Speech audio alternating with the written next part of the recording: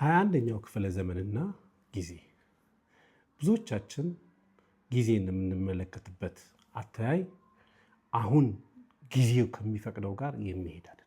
ጊዜ በጣም ወርቅ ከወርቅም በላይ ዳይመንድ የሆነበት ታይም ላይ ነው ያለነው። ጊዜያችንን በአግባቡ እንጠቀማለን ወይ? ሁላችንም የምናውቀው ነው። ሁላችንም 24 ሰዓት አለን። 24 ሰዓት አጠቃቀማችን ከፍና ዝቅ፣ ሀብታምና ድሃ፣ የተማረና ያልተማረ እያደረገ ነው። በቀን አንዳንዶቻችን ግድ ይመስለናል 8 ሰዓት መተኛት ነው። 8 ሰዓት መተኛት ግዴታ አይደለም። 5 ሰዓትም በቂ ነው። አንዳንዴ 4 ሰዓትም በቂ ነው። ምክንያቱም 5 ሰዓት ተኝቶ ያተረፈውን ጊዜ ወደ ተግባር የቀየረ በፕራክቲካል ሲስተም ውስጥ ያለፈ ያነበበ ያስተዋለ ለራሱ ጊዜ የሰጠ በልጦን እየሄደ ነው። በየቀኑ በ3 ሰዓት እየበለጠን እየሄደ ነው። እኛስ እንተኛለን። እኛ በተኛንበት ሌሎቹ እየሰሩ ናቸው። ስለዚህ የመተኛታችን ውጤት መተኛት ስንፍና ነው። ስንፍና ድህነትን ይወልዳል። ስለዚህ ከጊዜያችን ጋር መሮጥ አልቻልንም ማለት ነው። ጊዜያችንን የሚፈቅዳቸውን ነገሮች እያደረግን እኩል ከሱ ጋር ካሮጥን ትላንትና ሕፃን የነበርን ልጅ እንሆናለን። ልጅ የነበርን ወጣት እንሆናለን። ወጣት የነበርን ጎልማሳ እንሆናለን። ዜን እናረጃለን። ዜን ተወለደ ከዛ ሞተ የሚባል የመቃብር ላይ ጽሑፍ ይለጠፍልናል። ምን ሰራን? ምንም። ምድርን ኖርንባት፣ ረገጥናት፣ ሄድንባት፣ መጣንባት፣ በላንባት፣ ዜን ሞትን። ለዚህ ምድር ምን ኮንትሪቢዩት አደረግን? ምንም። ለራሳችን ምንም። ምክንያቱም አልሰራንም። ስለዚህ ከጊዜ ጋር መሮጥ ያስፈልጋል። አስተሳሰባችንን፣ ስታይላችንን፣ ታይም ማኔጅመንትና ስታይላችንን እንደቀደመው መሄድ ላይኖርብን ይገባል። ተማሪዎች ከሆንን ከዚህ በፊት ተማሪዎች ስንሆን የምናረጋቸው ነገሮች አሉ። አንድ ትምህርት ፊልድ ላይ ብቻ ተመስጠን ህይወታችንን ምንገፋ። በዚህ ዘመን ግን ይሄ የሚያስኬድ አይደለም። ወያፍቱ መጨመር፣ አዳፕ ማድረግ። ምንፈልገው ፊልድ ይኖራል፣ ማንፈልገው ፊልድ ይኖራል። በአጋጣሚ የ12ኛ ክፍልን ካለፍን በኋላ ያገኘነው ፊልድ እኛ ፈልገን ደግሞ የምንማረው ይኖራል። ኦንላይን ላይ ያሉ ኮርሶች አሉ። እነሱን መማር ያስፈልጋል። በማንበብ እውቀታችንን ከፍ ማድረግ ያስፈልጋል። እግዚአብሔርን ወይም አምላካችንን የምናመልክበት የራሳችን ደግሞ የቴዎሎጂ የሆነ ኮርስ ያስፈልገናል። እነዚህን ሁሉ አንድ ላይ ይዘን ጊዜያችንን አጣበን ስፔሻሊ ወጣቶች ከ20 እስከ 30 ዓመት ያላችሁ ይህንን ታይም በትክክሉ መጠቀም ከቻላችሁ በዚች 10 ዓመት ውስጥ የሰራችሁት የ90 ዓመት ሊከፍላችሁ ይችላል። አለዛ ደግሞ በዚች 10 ዓመት ያሾፋችኋት የ90 ዓመት ባክ ዋርድ ሊያስወርዳችሁ ይችላል። ስለዚህ ጊዜያችንን በአግባቡ መጠቀም ፕላንድ በሆነ 24 ሰዓትን ጠዋት ስንነሳ 3 ነገሮችን የግድ በዚህ ቀን አድርጋለሁ ብለን ከከባዱ ጀምረን ወደ ቀላሉ አድርገን ህይወታችንን መምራት አለብን።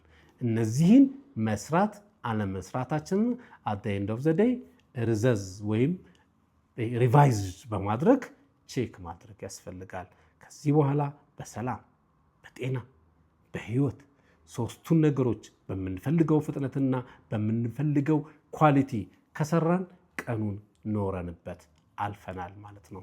ዴን አፍተር 8 የሚባለውን ፕሪንሲፕል 8 11 እና 5 ብናደርገው 11ዱን ሞሮፍ ለእኛ ሪሊፍ የሚሰጡን ሪላክስ የሚያደርጉንን የታመመን የምንጠይቅበትን ሌሎች ነገሮች ላይ ብናውል 5ቱን ብንተኛና 5ቱን ቁጭ ብለን 8ቱን ቁጭ ብለን በትክክል ስራ ላይ ብናውል የሻይ ሰዓት የምሳ ሰዓት ምናምን እያልን ሳንቀነጫጭም ማለት ነው ብንጨርስ ያኔ ቀኑን ሙሉ ረክተን እንውላለን። ለነገው ደግሞ ይሄኛው ራሱ ምን ያደርገናል ማለት ነው? ትልቅ መስፈንጠሪያ ይሆነናል። አዘርዋይስ ከዚህ ቀደም እንደምናደርገው አንድ ላይ ቁጭ ብለን ወሬ እያወራን ስክሮል እያደረግን ዝም ብለን በየአነሰሰሪ ኤራዎች ላይ እየተገኘን በአጋጣሚ ሰው ሲጠራን ጊዜ የተረፈው ይመስል ብድግ እያለን እየሄድን ጊዜያችንን ወለም ዘለም እያለን የምንጨርስ ከሆነ at the end of the year ዋጋ እንከፍላለን። ዋጋ ያውም ምንም ሊከፍለው የማይችል ዋጋ።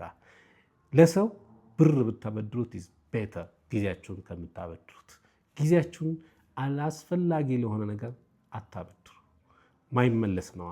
ገንዘብ ይመለሳል። ጊዜ ግን አበድራችሁ ብትሰጡት የሚመለስ አይደለም፣ አንሌስ ግድ ካልሆነ በስተቀር። ስለዚህ ጊዜያችን ላይ በደንብ እናስተውልበት።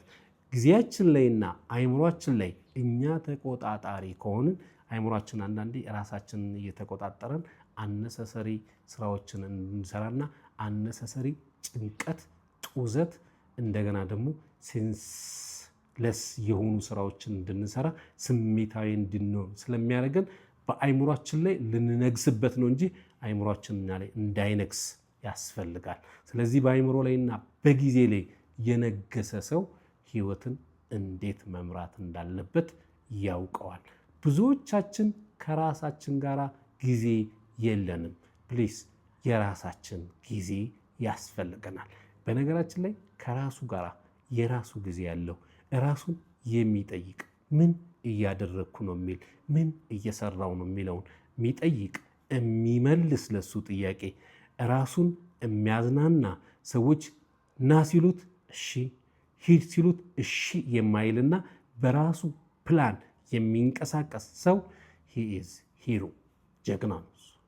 በቃ መኖርን አውቆበታል።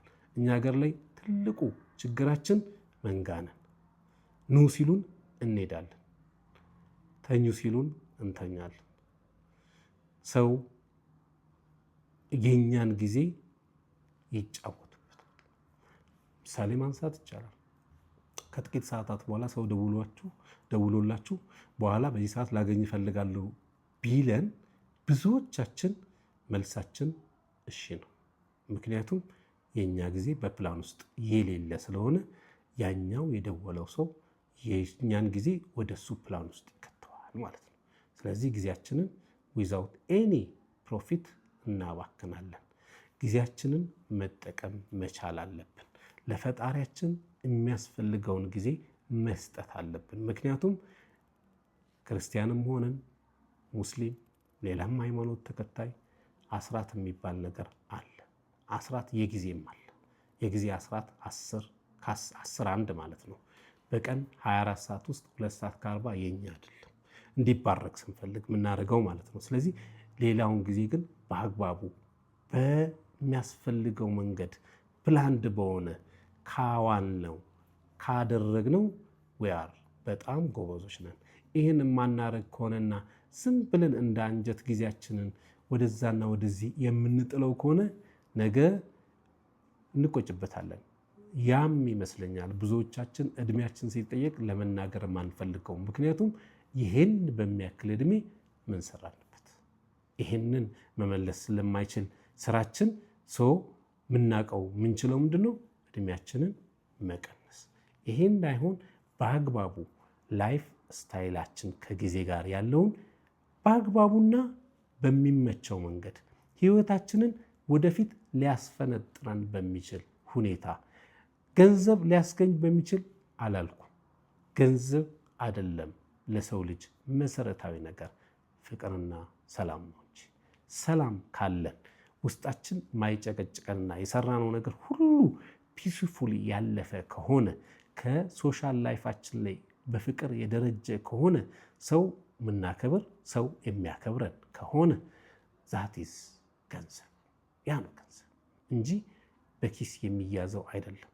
ያ ቅድም ያልነው በሶሻል ላይ ሶሻሊ ያለው የፍቅር ገንዘብ ለራሳችን ያለው ሰላማዊ ላይፍ እሱ ራሱ ገንዘብ ነው፣ ተመንዝሮ በኋላ ወደ ጥሬ ገንዘብ የሚቀየረው። ስለዚህ እሱኛው ላይ ነው ወያፍቱ ፎከስ ማድረግ ያለብን እንጂ ይሄኛው የሚታየው ላይ ይሄ የሚሯሯጠው ላይ ማንም የሚወጣና የሚወርደው ላይ አይደለም። እኛ ጋር ያለው በጣም የተሻለ ቅድም ያልናቸው ማለት ነው። ስለዚህ ጊዜያችን ላይ ልናውቅበት ይገባል፣ ልንኖርበት ይገባል። ማንም ሰው ጊዜያችንን ሊዋሰው እንደፈለገው አይገባም። በስንትም ብር ሊሸጥ አይችልም። አንድ ሀብታም ዛሬ ትሞታለህ ተብሎ ቢነገረው ነገን ባለው ቢሊየንም ይሁን ከዛ በላይ ብር ነገን ልግዛ ቢል አይችልም። ምክንያቱም አንድ ቀን በብር ሊሰላ ጊዜ ከገንዘብ ጋር ሊፎካከር አይችልም። ያ ነው የጊዜ ምንነት ማሳያ። ነገር ግን ሀብታም ብር አበድሩኝ ቢል ማንም ሰው አንስቶ ሊያበድረው ይችላል። ምክንያቱም ብር ከጊዜ ጋር ሲወዳደር ቫሊዩ ዝቅተኛ ስለሆነ ይህንን ልናውቅበት ይገባል ማለት ነው። ጊዜ ኢዝ ማንም ሊወዳደረው የማይችልና ለማንም ብድግ እየተደረገ የማይሰጥ የእኛን ጤና የእኛን ሁኔታ የሚጠብቅና በጄኔቲካል ሜካፓችን ጊዜያችን ከቀን ወደ ቀን እያጠረ ጄኔቲካል ሜካፓችንን እየደከመ ስለሚሄድ በጊዜያችን ላይ እንስራበት።